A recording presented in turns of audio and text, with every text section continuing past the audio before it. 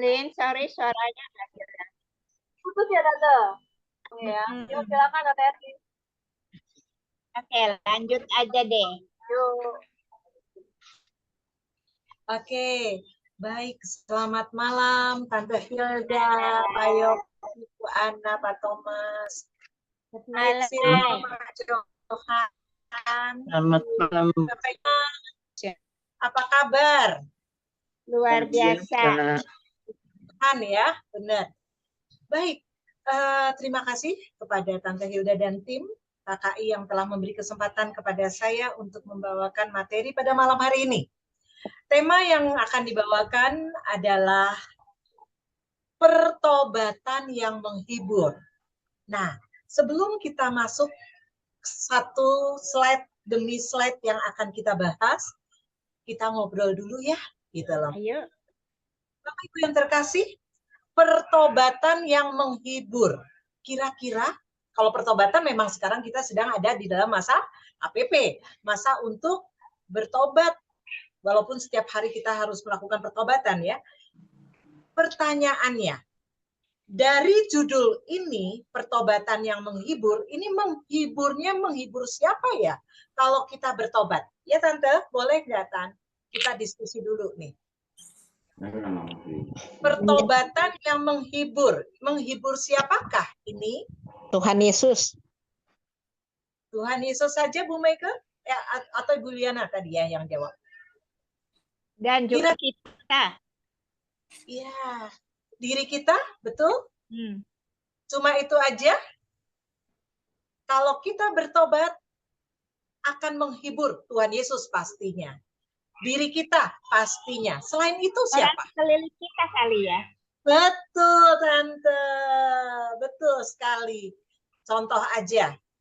Ya, kita coba ada misalkan tetangga kita atau saudara kita gitu ya, yang bandel banget gitu ya. Pada saat dia kembali bertobat, kita seneng juga nggak dengarnya? Senang. Senang. Apalagi Tuhan Yesus yang memang datang kepada kita untuk menebus dosa kita. Untuk yang lebih pentingnya lagi membawa kita kepada keselamatan. Hidup kekal bersama Tuhan. Di mana nanti di sana adalah kita harus suci. Harus kudus. Gitu kan? Nah, jadi mari di awal ini kita bersama-sama mempunyai persepsi yang sama bahwa pertobatan itu memang sangat-sangat penting. Dan itu sangat menghibur. Pentingnya kenapa menghibur? Menghibur siapa? Gitu kan? Jelas Tuhan Yesus. Jelas diri kita. Karena kita berarti ada harapan untuk selamat bersama Tuhan. Bukankah itu tujuan kita semua?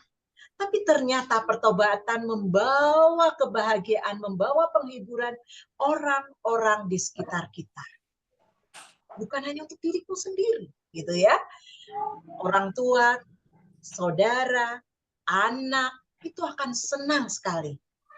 Teman, tetangga, coba kita bayangkan sebaliknya. Kalau kita dengar saudara atau kenalan kita, dia sekarang narkoba loh. Apa yang dirasakan oleh kita semua? Sedih bukan? Prihatin bukan? Paling kita berdoa.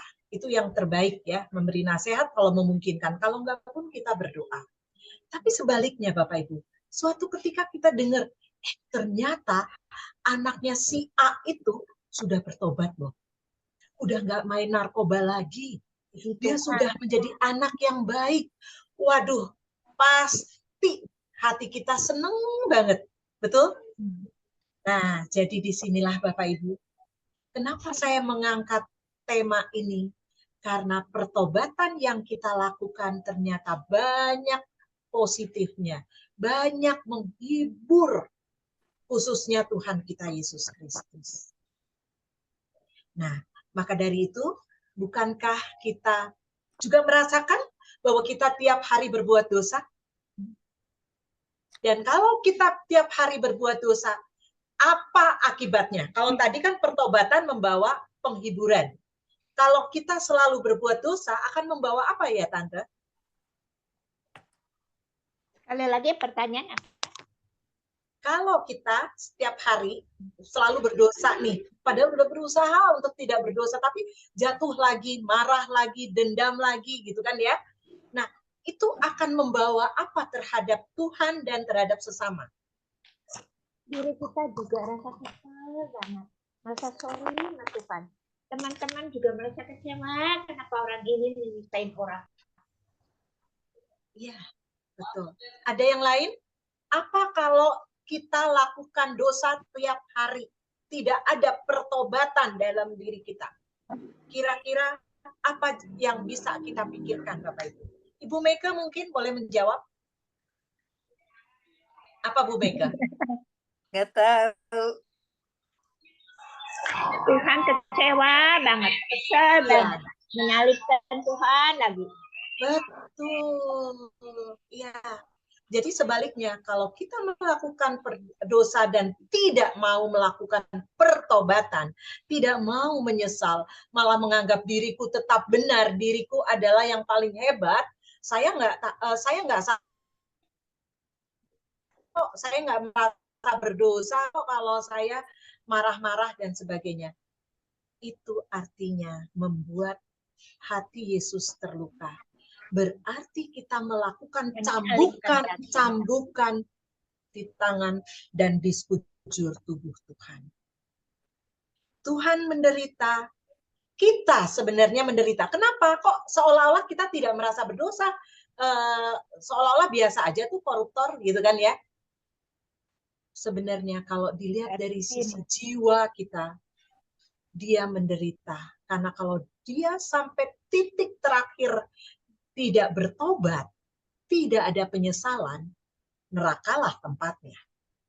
Bukankah itu suatu siksaan, penderitaan, gitu kan? Jadi Tuhan sendiri akan sedih, kita sendiri sebenarnya juga akan menderita, gitu ya, kalau tidak ada pertobatan, dan tetangga, orang-orang di sekitar kita pun pasti merasa sedih. Betul ya Tante ya? Coba kita bayangkan, amit-amit ya, kalau anak kita bandel banget. Sering bukan kita mendengar tetangga atau siapa, aduh, atau ponakan atau siapa aja. Betul nggak? Kayaknya terenyuh, sedih bukan? Iya. Oke, baik, itulah ilustrasi di awal yang mudah-mudahan bisa memberi pengantar pada pertemuan malam hari ini bahwa ternyata butuh sekali pertobatan dan itu yang akan menghibur Tuhan buat diri kita dan buat sesama kita. Bapak Ibu yang terkasih, izinkan saya untuk membuka slide. Semoga kita diberkati oleh Roh Kudus ya Bapak Ibu, supaya benar-benar memahami apa sebenarnya makna dari semuanya ini. Kok nggak ada kelihatan? Ya, nggak ada gambar. Sebentar, saya stop share screen dulu. Saya ulang.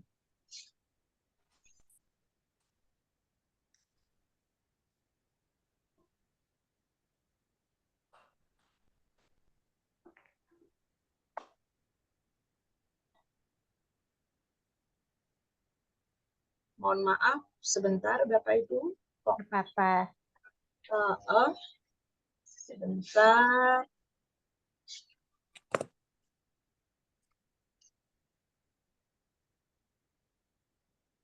Iya. Baik. Saya akan masuk lagi ke sini dan share screen.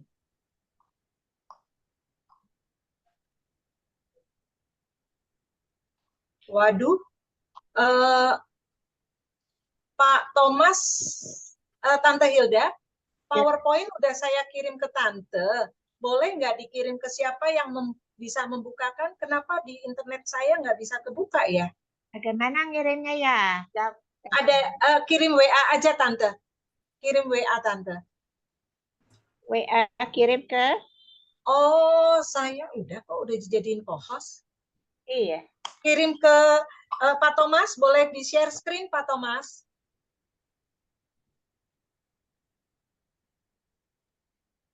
Udah jadi co-host kok, Tante Eti. Tapi di saya tidak bisa Pak. Maksudnya sayanya nggak bisa, gagal. Saya kirim ke Pak Thomas ya materinya ya. Coba saya kirim. Soalnya ini Saya udah kirim ke Tante Hilda. Coba saya lihat. Tom, kamu udah terima, Tom? Oh, Tante Hilda sebentar. Aku kirim ke Pak Thomas.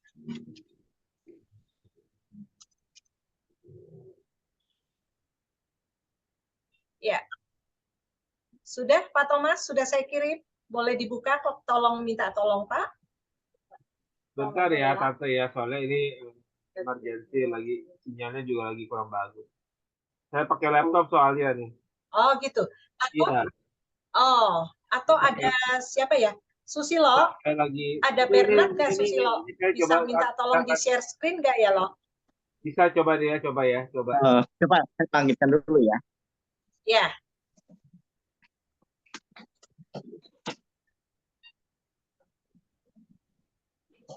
Pertobatan yang menghibur ya judulnya Tante ya. Ya, pertobatan yang menghibur. Bisa nggak? Lagi dicoba kan gitu. Ya.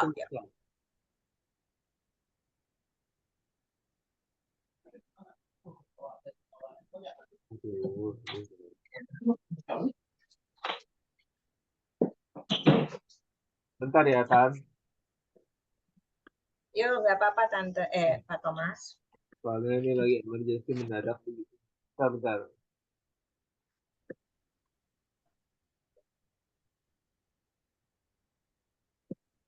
Nah, pertobatan yang menghibur Pak Thomas. Ya, Di ya. atas tuh. Susilo Bernard ada di WA-nya Om Papi ya? WA-nya. Oh, berarti di WA. handphone saya. Oke. Di handphone saya ya. Pertobatan yang menghibur. Ini udah. Oh, saya bisa nih, udah bisa. Saya udah bisa. Bisa. Udah bisa kelihatan ya Tante? Kelihatan. Pertobatan yang menghibur. Dari Thomas. Kelihatan. Oke, Kelihatan ya, jelas. ya. Thank you. Yuk, udah kelihatan. Baik. Terima kasih Pak Thomas, terima kasih Susilo, nggak perlu, saya sudah bisa Saya belum membuka. keluar lagi. Coba Ya. Tante. Belum kelihatan. 2000, sekitar 2000 tahun yang lalu. Di dalam Injil Matius bab 26 kita lihat Yesus ada di Taman Getsemani. Sebentar lagi kita akan memperingati Kamis Putih, bukan? Di situ kita bisa baca, apalagi dari buku Anna Emmerich, Duka Cita Sengsara Yesus, secara detail kita bisa melihat bahwa Yesus yang 100% manusia, 100% Allah, dia tahu bahwa dia harus menanggung dosa manusia, sehingga dari awal, dari Adam dan Hawa, sampai saat itu, dan saat sekarang, juga sampai akhir zaman. Kenapa? Karena setiap saat manusia berbuat dosa. Maka melihat kenyataan, melihat apa yang akan dia tanggung, bukan hanya keringat biasa yang keluar Bapak Ibu, tapi keringat darah yang menetes di bulir-bulir badannya. Kalau kita kecapean lari-lari yang keluar keringat biasa, ya kan? Tapi karena ini saking luar biasa bebannya, maka pecahlah pembuluh-pembuluh darah sehingga yang keluar adalah keringat darah. Bapak Ibu, kita hayati sebegitu menderitanya Yesus. Dan lihat, di dalam film The Passion kita tahu bahwa diilustrasikan di dalam film itu Yesus menderita. Berapa ribu cambukan yang dilakukan oleh para algojo. Pernahkah kita memikirkan, pernahkah kita merenungkan bahwa apakah algojo-algojo ini hanya stop, hanya cerita 2000 tahunan yang lalu? Dan tidak terjadi saat ini? Ternyata Bapak Ibu, kalau kita berbuat dosa, dan memang iya kan, kita selalu berbuat dosa setiap hari. Kalau kita tidak berusaha untuk berbuat baik, mengikuti kehendaknya, walaupun belum bisa 100% kita tidak berbuat dosa ya, tapi setidak-tidaknya terjadi proses pengurangan akan berbuat dosa, berarti algojo itu adalah kita. Kenapa? Kan aku nggak jadi algojo, begitu misalkan ya. Bapak Ibu, kita yang jadi algojo. Tadi dikatakan Yesus menanggung dosa dari awal hingga akhir. Dan kita hidup saat ini, kalau kita melakukan cambukan, kalau kita berbuat dosa, berarti sadarilah bahwa kita juga melakukan cambukan kepada tubuh Yesus.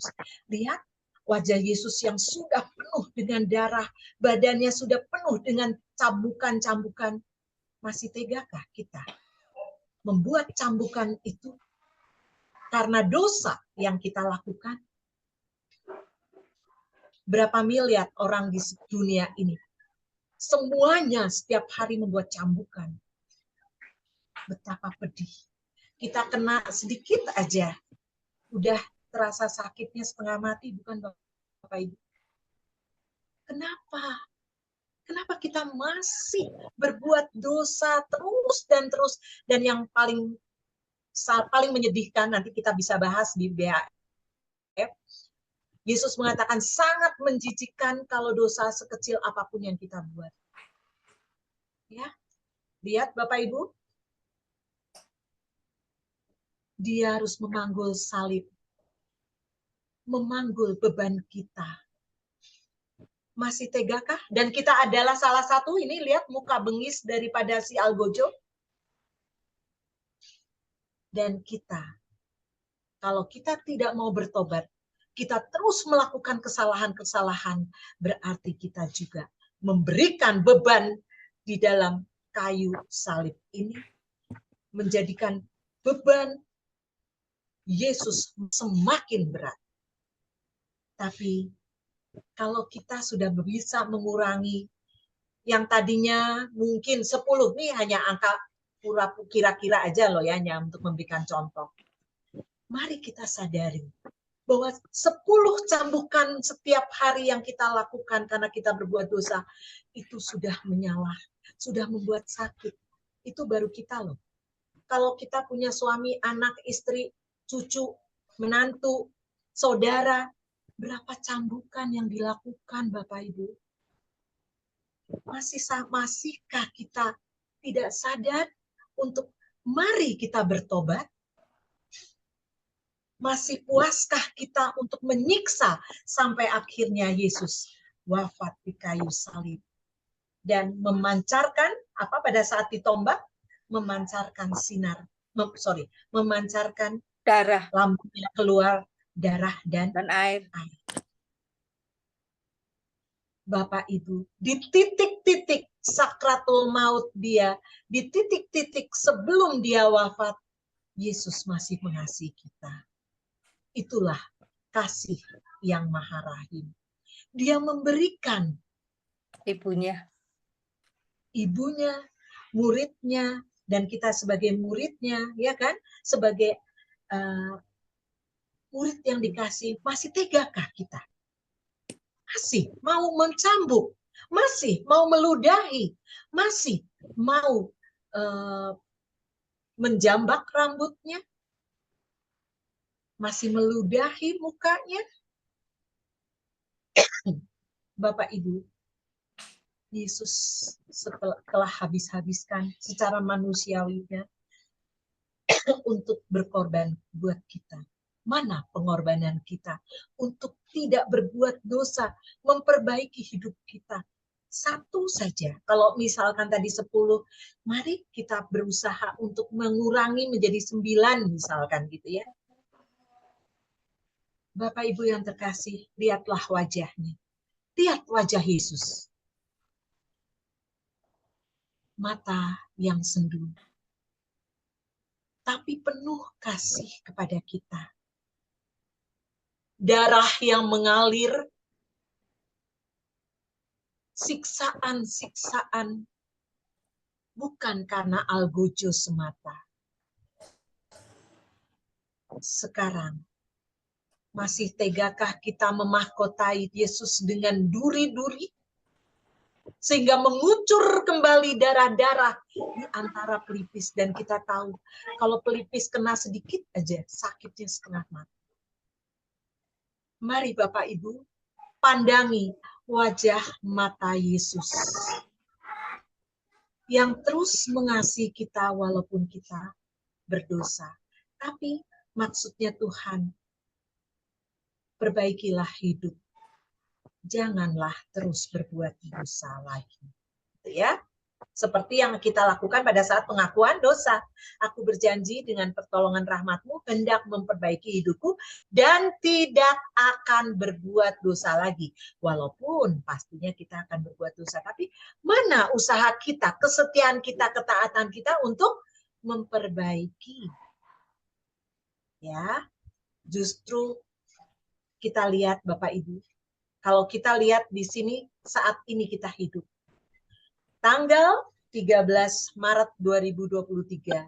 Berapa miliar orang di dunia ini? Gak usah jauh-jauh. Hari ini dari pagi hingga malam ini. Berapa banyak dosa yang kita lakukan.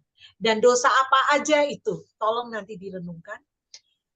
Berarti kalau itu dosa itu satu cambukan. Berapa cambukan yang kita sudah lakukan kepada Tuhan? Bapak Ibu, dosa dari manusia awal saat ini dan ternyata sampai akhir zaman. Hidup terus berlangsung, bukan Bapak Ibu? Contoh saya punya cucu, nanti cucu besar berkeluarga, punya cucu lagi, punya anak lagi. Berarti sampai nggak tahu kapan akhir zaman tiba, jumlah manusia makin banyak. Dan kalau tidak kita mulai dari kita sendiri untuk bertobat, mengurangi, mencoba membersihkan diri melalui pertobatan. Betapa sengsaranya Tuhan. Oke? Tapi dikatakan, tadi sudah disebut bahwa pertobatan akan membawa penghiburan. Yesus mengatakan dia terhibur karena pertobatan. Pertobatan kita. Ya kan? Nah, dikatakan juga di situ, dia merasa terhibur karena dari dulu pun, bukan hanya yang jahat-jahat, betul? Dulu juga banyak santo-santa. Santo Agustinus, Sisilia, Santa Agnes. Wah, banyak lah ya yang diangkat oleh gereja secara resmi sebagai santo santa. Karena dia hidup kudus. Jadi dari dulu hingga saat ini, dan sampai akhir zaman pun Tuhan sudah bisa melihat bahwa nggak hanya orang berbuat dosa, tapi banyak juga orang yang sadar, setia mengikuti kehendak Allah, dan akhirnya dia hidup kudus. Contoh, Paus Yohanes Paulus kedua, Bunda Teresa, dan masih banyak lagi. Jangan sekali-kali kita mengatakan, iya itu kan santo santa, saya mah masih jauh, saya mah memang penuh berdosa. Betul, betul, kita dengan rendah hati memang mengakui, betul ya. Tetapi yang dimaksud Tuhan di sini adalah mari kita mau berproses dan mau diproses oleh Tuhan, oleh tangan kasih Tuhan yang Maha Kudus untuk menjadi lebih baik. Ya. Bukankah kita juga mempunyai tujuan untuk masuk surga, Bapak Ibu? Ya. Nah, untuk mencapai masuk surga, kita harus hidup kudus. Ya enggak? Nah, maka mari mulai hari ini, atau enggak sebelumnya ya, hari ini dan yang akan datang, konsepnya satu. Kita mau bertobat. Oke. Bapak Ibu, kita baca yuk di BHF 1728 karena kita semua devosan kerahiman. Ternyata Tuhan Yesus sendiri mengatakan seperti ini Bapak Ibu kepada Faustina ya. Suruh ditulis. Apa yang dikatakan? Aku, maksudnya Tuhan Yesus, adalah Tritunggal yang kudus dan aku benci akan dosa yang paling kecil sekalipun. Bapak Ibu, Yesus mengatakan, aku benci akan dosa yang paling kecil sekalipun. Mari kita renungkan, apakah dari pagi hingga malam ini kita melakukan dosa-dosa kecil? Mungkin loh ya, ini mungkin, mudah-mudahan dosa besar contohnya selingkuh atau membunuh, mungkin kita enggak ya, mungkin mudah-mudahan. Tapi dosa-dosa kecil, berbohonglah, marah-marah yang membuat orang-orang di sekitar kita menjadi enggak nyaman. Kita lakukan bukan? Kita enggak jujur, kita berbohong. Itu dibenci. Jadi Yesus benci akan dosa yang paling kecil sekalipun. Berarti kita harus mawas diri. Waduh, memang sepertinya aku nggak dosa besar gitu ya. Aku nggak koruptor, aku nggak narkoba, aku bukan selingkuh misalkan gitu. Puji Tuhan, kita bersyukur diberi kekuatan. Tapi ingat, si jahat berkeliaran terus. Maka perlunya kita mendekatkan diri kepada Tuhan, jangan sombong, betul? Tapi merapat, menyatu kepada Tuhan agar kita diberi kekuatan. Menjadi lebih baik lagi. Dosa-dosa kecil kita yang banyak ini mudah-mudahan menjadi sedikit. Ingat, dosa yang paling kecil pun Tuhan tidak suka.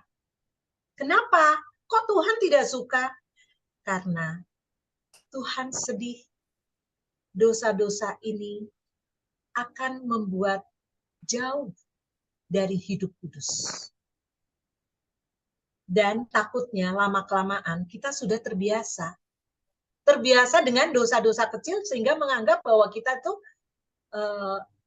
nggak berdosa. Betul nggak sih Bapak Ibu? Ada kan orang yang, maaf ya, berselingkuh. Dia merasa berdosa nggak? Enggak. Dia malah selingkuh hari ini dengan si A, besok si B, besok si C. Terjadi ya. Saya tidak menyatakan orang ini terjadi. Ya mungkin secara logika atau pikirannya dia tahu dia dosa. Mungkin loh ya. Tapi kalau dia tahu dosa, kenapa dia lakukan terus? Malah dia happy. Nah, Bapak Ibu, jangan sampai kita melakukan hal-hal dosa kecil pun tidak merasa berdosa. Takutnya lama-lama menjadi besar. Ngebohongin anak atau ngebohongin istri atau suami, bohong kecil nggak apa-apa deh, gitu kan?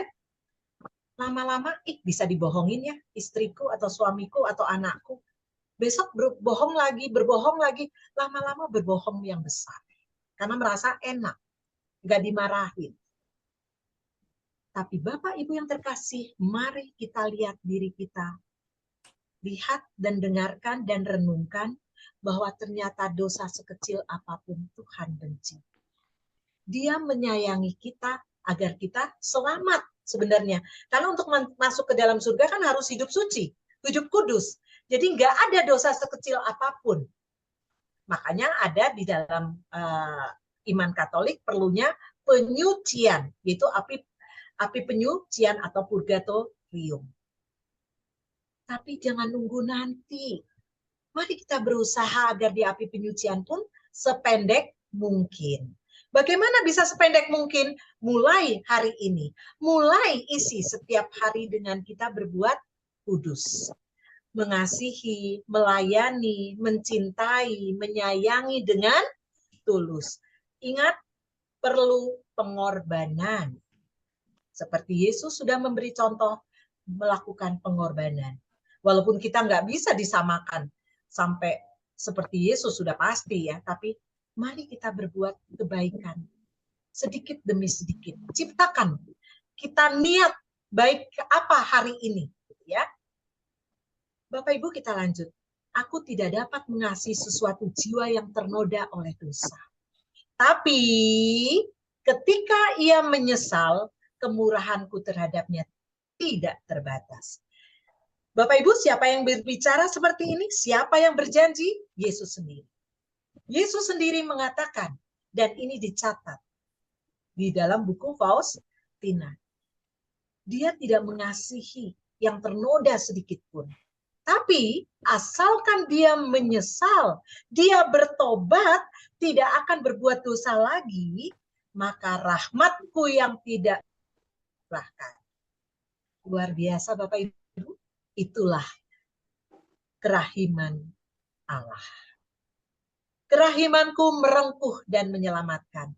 Jadi poinnya di sini apa dari BHF 1728? Kita harus mau bertobat, menyesal, kembali kepada Tuhan. Maka saya ilustrasi, ingat ya Bapak Ibu ya, gambar yang di kiri. Berbaliklah, U-turn. Bapak Ibu, kalau kita pergi ke suatu tempat, misalkan saya mau ke rumahnya Ibu Linda, saya nggak tahu tepatnya, saya pasti pakai Google Map gitu ya. Nah, nggak taunya saya salah, mestinya ke kanan, saya lurus, misalkan gitu. Pasti Google Map akan mengatakan, putar 100 meter di depan ada puteran, ayo belok, belok, belok. Betul? Berulang-ulang dia akan ngomong. Google Map akan mengarahkan kita ke jalan yang dituju. Google Map aja, alat teknologi aja bisa seperti itu. Mengarahkan kita ke tempat tujuan. Contohnya ke tempat Bu Linda. Apalagi Tuhan Yesus. Betul kan Bapak Ibu? Ingat setiap kali kita di jalan kita lihat tanda U-turn, mudah-mudahan mengingatkan kita pada malam hari ini, pengajaran pada malam hari, bahwa Yesus minta kita berbaliklah. U-turn. Kenapa? Karena biasa setiap hari kita berbuat dosa, bukan? Sekecil apapun, bukan? Tuhan ingin kita bersih. Pertobatan menyesal. Terjadi kalau berbaliklah kepada Tuhan. Ya, ingat Bapak Ibu gambar ini? Tolong ya. Mari kita sama-sama saling mendoakan. Saya juga minta didoakan Bapak Ibu juga kita saling mendoakan. Karena kita tidak luput dari dosa, kita sadari itu. Tapi Tuhan yang Maha Rahim menawarkan jalan keluarnya, yaitu apa? Berbaliklah, kembalilah ke aku, ke sumber kerahiman. Ya, bagaimana Bapak Ibu yang dikatakan di dalam kitab suci? Di dalam Injil Lukas 15 ayat 20, Ibu Bapak pasti sudah mengenal bacaan ini, yaitu si sulung dan si bungsu. Betul? Jadi saya hanya sekilas mengatakan di sini bahwa dikatakan maka bangkitlah si bungsu tadi, maksudnya bangkitlah ia dan pergi kepada bapaknya. Ketika ia masih jauh, ayahnya telah melihatnya. Lalu tergeraklah hatinya oleh belas kasihan. Sama, Allah Bapa pun sumber belas kasih. Pasti dia akan memberikan itu. Yang penting apa Bapak Ibu? Bangkit dan pergi kepada Bapa. Artinya, mari kita bertobat, menyesal, dan U-turn, baliklah kepada Bapa. Ya. Bapak Ibu, kita masih baca di dalam Lukas 15, ayahnya itu berlari mendapatkan dia, lalu merangkul dan mencium. Mari kita bayangkan cerita si bungsu. Kita tahu semua dia sudah menghabiskan berfoya-foya bersama-sama mungkin orang-orang nakal gitu ya, berfoya-foya, minum dan sebagainya. Pokoknya hidupnya keduniawian. Bukan hidup kudus. Betul? Si bungsu. Tapi ini juga dapat dikatakan Tuhan selalu mencari kita. Justru Tuhan datang ke dunia ini untuk mencari orang-orang yang berdosa, bukan? Dan siapa orang berdosa? Aku, Eti, Bapak Ibu semua. Kita dicari oleh Tuhan Yesus. Maka Bapak Ibu lihat, yang penting kita punya momentum untuk bangkit dan pergi. U-turn, ya. Dan pasti Allah Bapa dia justru akan berlari dan mendapatkan kita merangkul dan mencium. Bapak Ibu, kesempatan kita sebentar lagi ada pengakuan dosa, ya. Kalau bisa jangan setahun 2 kali, kalau bisa. Mohon supaya nggak bocor, boleh. Sendiri. Ya. Bapak Ibu.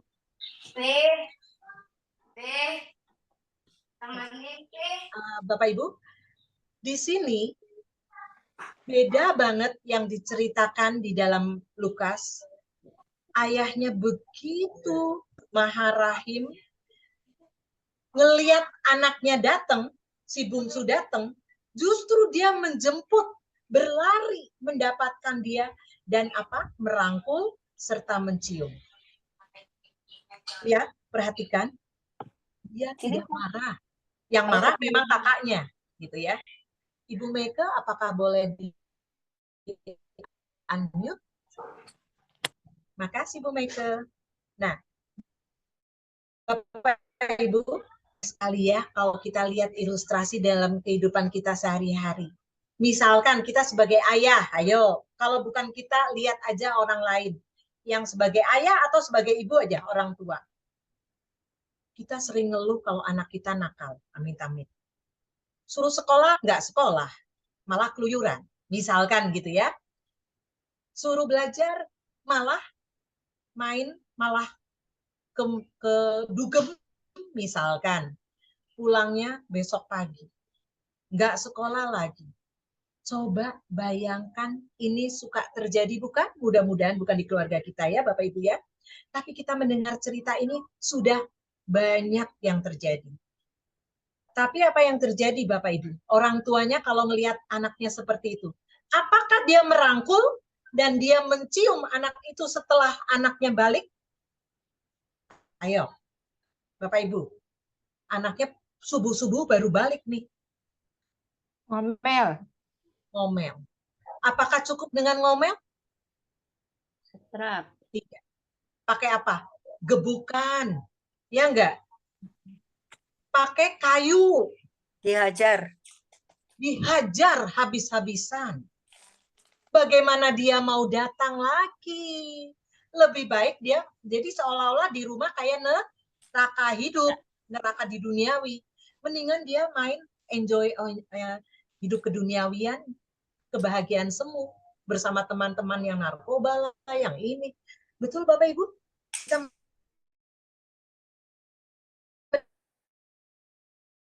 dengar cerita ini atau ibunya tidak mencontoh ayah yang ada di dalam kisah ini, ya.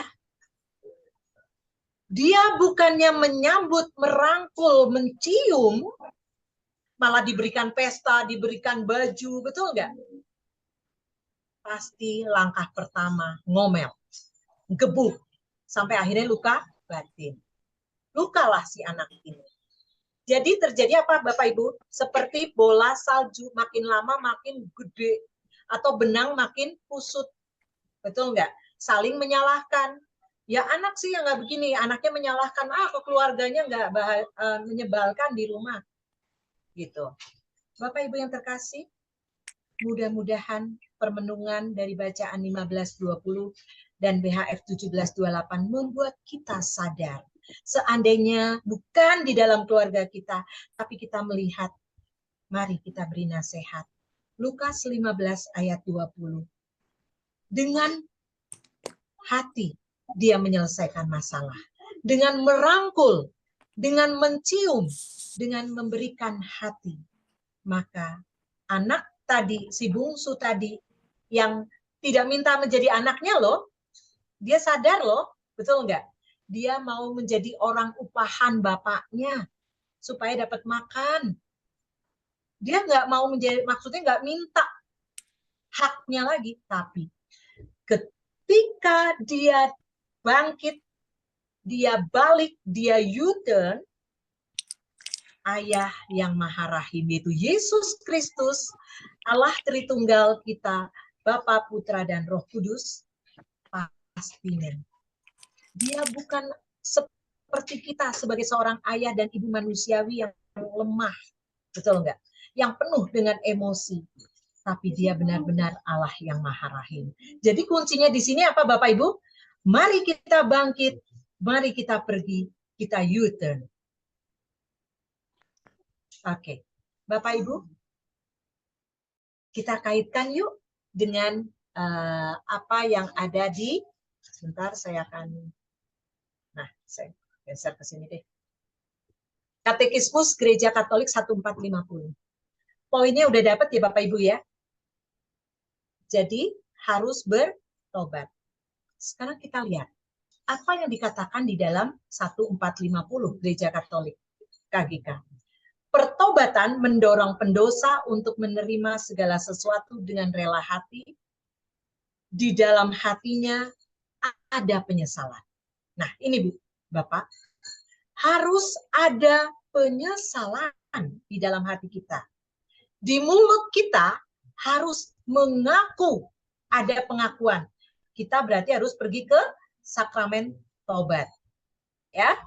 Kalau tadi si bungsu lari kepada bapaknya, bangkit dan pergi ke bapaknya, kita berarti pergi ke sakramen pengakuan dosa. Oke. Dan jam 3 kita ikut dalam jam kerahiman. Kita masuk melebur dalam samudra kerahiman. Apakah kita sudah melakukan itu setiap jam 3 sore? Ya, oke. Nah, dan yang ketiga Bapak Ibu, dalam tindakannya ada kerendahan hati yang mendalam atau penitensi yang menghasilkan buah. Kalau kita di dalam sakramen tobat keluar, kita sudah benar-benar menyesal dan sebagainya, kita pasti akan diberi penitensi. Ya. Nah, Bapak Ibu, kayaknya kalau dari kalimat ini susah ya kita hafalin, betul nggak Bapak Ibu? Padahal kita bikin sesimpel mungkin yuk supaya kita gampang gitu loh. Oke, ada 3 langkah pertobatan Bapak Ibu. 1 apa? Tadi menyesal atau mengaku salah. Apa sih? Bapak Ibu, ternyata untuk langkah pertobatan kita ibaratkan pintu. Pintu itu kan nggak bakalan bisa terbuka kalau kuncinya masih nggak dibuka, betul nggak? Kita harus buka dulu kuncinya, baru deh kita dorong pintunya, kita bisa buka dan masuk, betul? Bapak Ibu, langkah pertobatan ini pun ada kunci untuk ngebuka agar kita bertobat. Ini hanya ibarat ya Bapak Ibu ya, supaya gampang aja. Apa kuncinya? Kunci agar supaya kita bisa bertobat. 1, mengaku salah.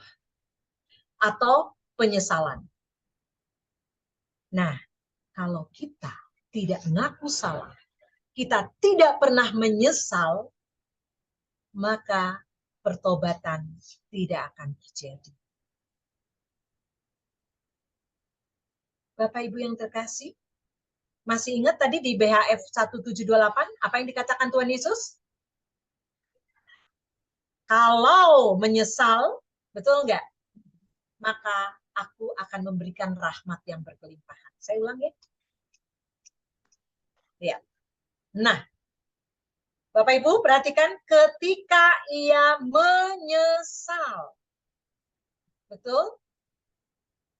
Maka Bapak Ibu percayalah bahwa langkah kunci pertama penyesalan. Permasalahannya kita menyesal nggak? Mengaku salah nggak? Nah, di sini ilustrasinya Bapak Ibu. Banyak loh. Mungkin kita, mungkin aku, saya, dan Bapak Ibu. Kejadian nyata dalam sehari-hari.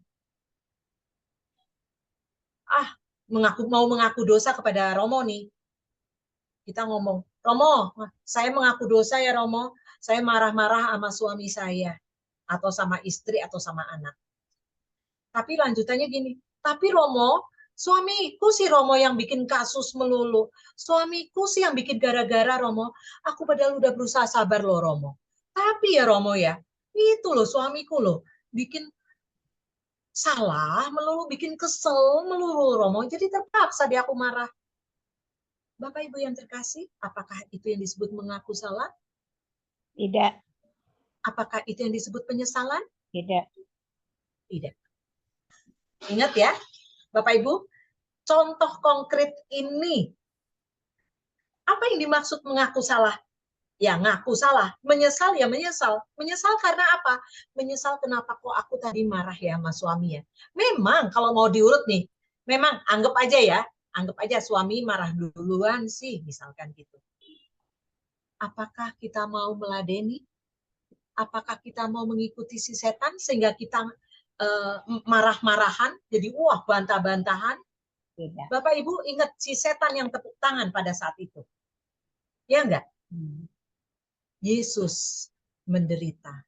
Yesus sedih karena kita. Di mana Yesus bertahta dalam hati kita, ternyata yang kita pakai untuk menerima tubuh Kristus, kita pakai untuk ngomel. Itu Bapak Ibu. Ini yang juga yang saya lagi pelajari. Saya mencoba untuk tidak, walaupun jatuh lagi Bapak Ibu ya, saya jatuh kok Bapak Ibu. Tapi saya menyesal. Tuhan beri aku kekuatan. Nah, jadi caranya apa? Kalau misalkan anak kita marah, atau tetangga kita marah, atau teman kantor marah, mari kita ucapkan dalam batin kita, Tuhan tolong aku. Supaya kita enggak terbawa emosi, sehingga hati kita rusuh gitu loh. Bukankah kita enggak mau mencambuk setiap kali kita ngomel, setiap sekecil apapun dosa yang kita lakukan. Ingat Bapak Ibu, berarti Eti sedang memukul Tuhan, mencambuk Tuhan, meludahi Tuhan. Dan apakah itu mau kita lakukan terus? Tidak. Itu jawabannya. Terima kasih Tante. Mengaku salah memang susah. Tapi perlu latihan, dikatakan di situ.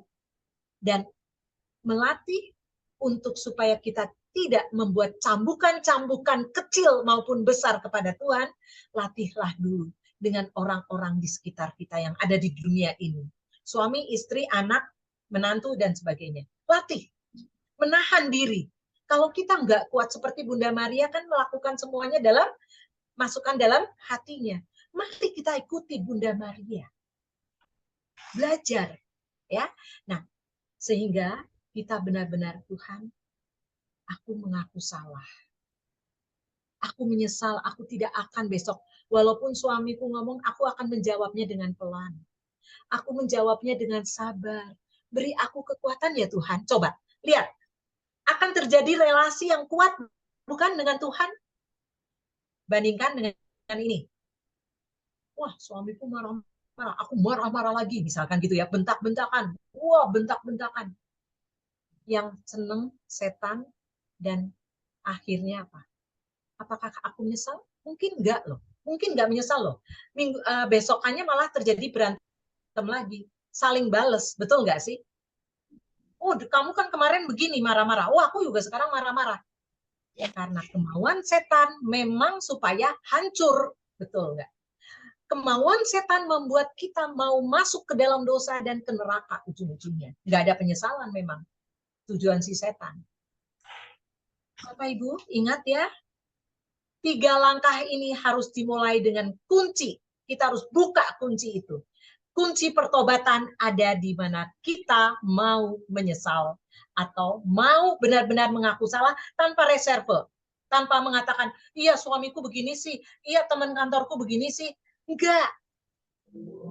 Tuhan, aku salah. Ampuni aku. Aku akan membuat menjaga hatiku. Engkau tetap tentram dalam hatiku, menjadi tahtamu di dalam hati. Ya, oke, Bapak Ibu, kalau kuncinya sudah dibuka, maka langkah keduanya kita harus mengaku dosa, mohon ampun, yaitu melalui sakramen tobat. Maka di dalam pengakuan sakramen tobat, ya, jangan datang dari rumah tanpa persiapan langsung cari romo mana, langsung duduk, jangan. Langkah pertama, kunci pertama dulu menyesal. Nah, apakah harus dilakukan di gereja? Enggak juga, di rumah juga boleh. Mengaku salah dan berjanji tidak akan berbuat dosa lagi. Dan yang ketiga, tadi dikatakan penitensi gitu ya. Maka kita harus memperbaiki diri. Aduh, Aku juga manusia lemah, aku nggak kuat nih, besok marah lagi. Tapi yang penting, menyadari adanya rahmat dari sakramen tobat yang Tuhan curahkan melalui Romo, melalui para pastor, dan kita menjaganya. Kembali lagi, kita menjaganya agar supaya kita memperbaiki diri. Sedikit demi sedikit. Bapak Ibu,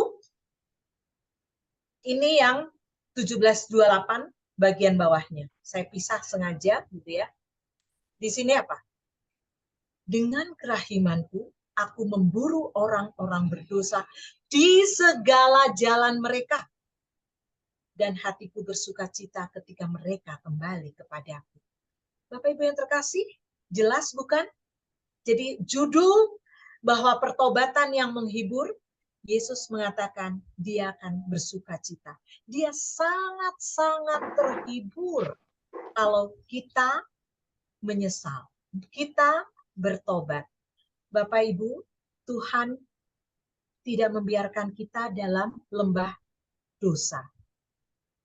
Tuhan akan mencari, Tuhan memburu orang-orang berdosa. Kita sadar bukan? Kita orang berdosa, berarti kita juga sadar. Tuhan terus mencari kita. Tuhan memburu kita di sepanjang jalan hidup kita. Tuhan tidak pernah meninggalkan kita. Dan ingat, sambutlah kejaran Tuhan itu. Sambutlah tangan, seperti yang di Lukas 15 tadi. Dia akan merangkul kita. Maka sambutlah pelukan Tuhan. Jangan takut. Karena Tuhan Yesus bukan seperti seorang bapak yang ada di dunia ini. Bukan seorang ibu yang ada di dunia ini.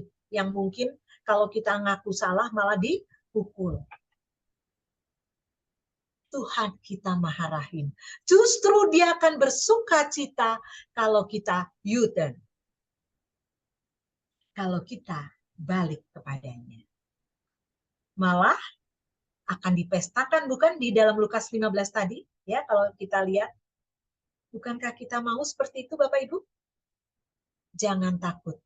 Mari bangkit melangkah untuk U-turn kepada Tuhan. Jangan biarkan langkah kita menuju neraka. Dan si jahat menggoda kita loh Bapak Ibu. Jangan biarkan kita mengikuti langkah si jahat. Karena Tuhan setiap saat akan memanggil kita, balik, balik, baliklah kepadaku. Gitu, ya. Nah, luar biasa Bapak Ibu, renungkan kata-kata 1728 ini. Tuhan Yesus mengatakan, aku lupa akan kepahitan yang mereka suapkan kepada hatiku. Jadi dia lupa akan perbuatan dosa kita. Yang penting kita menyesal, kita bertobat, dan kita lari dalam pelukan Tuhan, dalam rangkulan sinar kerahimannya. Oke, aku bersuka cita ketika mereka U-turn. Bapak Ibu yang terkasih, itulah mudah-mudahan curahan rahmat Roh Kuduslah yang membuat kita menjadi semakin bertobat. Karena pertobatanlah yang menghibur. Tidak hanya menghibur Tuhan yang jelas-jelas tadi Yesus katakan, tapi juga menghibur kita. Diri kita dipastikan oleh Tuhan, kalau terus bertobat, menyesal, surga sudah ada. Menunggu kita. Kalau toh kita harus menghadapi api penyucian, itu pun cuma sebentar. Alangkah bahagianya itu kan. Nah, selain itu, juga orang-orang di sekitar kita juga akan terhibur kalau kita bertobat. Jadi apa? Apa ruginya? Malah kita mari bersatu sama-sama saling menguatkan untuk melangkah U-turn kembali kepada Bapa. Kesempatan APP ini menjadikan titik balik kita untuk Tuhan, aku balik kepadamu. Setiap hari aku akan kembali. Nah, sebagai ilustrasi Bapak Ibu, saya akan mencoba tidak dalam bentuk film kali ini. Bapak Ibu, perhatikan baik-baik kalau boleh melihat ke depan sini, ke Zoom. Ini air. Bapak Ibu, kalau kehidupan manusia, tubuh kita aja hampir 70% air, betul nggak? Kita perlu mandi semuanya. Perlu kita air kotor? Oh, enggak. Pasti air bersih. Dan kita mau juga nanti hidup kudus juga, kalau kita ibaratkan bersih. Betul? Seperti air ini. Saya akan ilustrasikan Bapak Ibu. Walaupun kita sudah dibaptis, dosa asal kita sudah dijernihkan lagi. Betul nggak? Tapi ternyata hari demi hari, kalau kita mengisi dengan perbuatan dosa sekecil apapun dan tidak mau mengakui pertobatan, lihat ini si dosa ya, ini saya tulis dosa. 1, marah-marah. 2, apa yo, sebutkan. Tante. Bohong. Bohong, apa lagi? Ayo, Bu Mike. Apa? Kesombongan. Sombong. Apa lagi? Dendam, benci. Mudah-mudahan sih nggak ada ya. Misalkan narkoba, terus selingkuh, misalkan amit-amit ya. Pokoknya nih, bukankah semuanya ini dosa? Lihat Bapak Ibu. Air yang tadi bersih, kita sudah dibaptis berapa tahun yang lalu, kita masing-masing pasti berbeda. Tapi terjadilah dosa tiap hari. Kita lihat ya. Menjadi hitam ataupun merah lah seperti ini. Nyaman nggak? Tidak. Tidak. Kotor. Inilah yang menyebabkan Tuhan sedih. Dan kita sendiri juga nggak suka kok. Emang suka air kotor? Oke. Bapak Ibu, apapun dosa kita, tadi udah dikatakan di 17:28, sekecil apapun dosa kita, yang penting kita balik, U-turn. Tuhan, ini saya gambarkan Yesus ya. Lihat di sini. Tuhan selalu dengan sinar kerahimannya mencari kita di ujung jalan dimanapun juga kita berjalan. Perhatikan Bapak Ibu, Tuhan memanggil kita, Tuhan mencari kita, dan Tuhan curahkan rahmat-Nya kepada kita. Perhatikan tolong, lihat apa yang terjadi? Berubah. Perubahan. Apa yang terjadi? Perubahan. Bening kembali. Iya, lihat. Apa itu? Apa artinya Bapak Ibu? Tuhan datang kepada kita, membersihkan dosa-dosa kita, Betul. bukan? Artinya apa tadi? Campur tangan Tuhan yang membuat kita menjadi kudus kembali. Lihat buktinya tadi menjadi putih lagi. Bapak Ibu yang terkasih, kita mau bukan hidup kita suci? Sehingga kalau kita hidupnya putih seperti ini, suci, berarti layak nggak kita masuk surga? Oh, layak banget. Akan di dalam pelukan Tuhan, akan dicium oleh Tuhan sendiri, oleh Tuhan sendiri, masuk ke dalam surga. Asalkan U-turn. Asalkan kembali kepada Tuhan melalui apa? Bertobat. Oke. Bapak Ibu yang terkasih, mudah-mudahan ilustrasi ini membuat kita sadar kita mau tetap bersih. Hati kita tetap bersih, hati kita tetap kudus. Sehingga setiap saat kita akan dipanggil oleh Tuhan, kita sudah siap. Karena kita dituntun oleh campur tangan Tuhan. Amin. Terima kasih, Tuhan memberkati kita. Thank you banget. Terima kasih. Bisa pemutih Cairannya hebat. Sekarang ilustrasinya ya. Ilustrasinya tadi air putih biasa. Ini apa nih namanya? Betadin. Oh iya. Iya, betadin.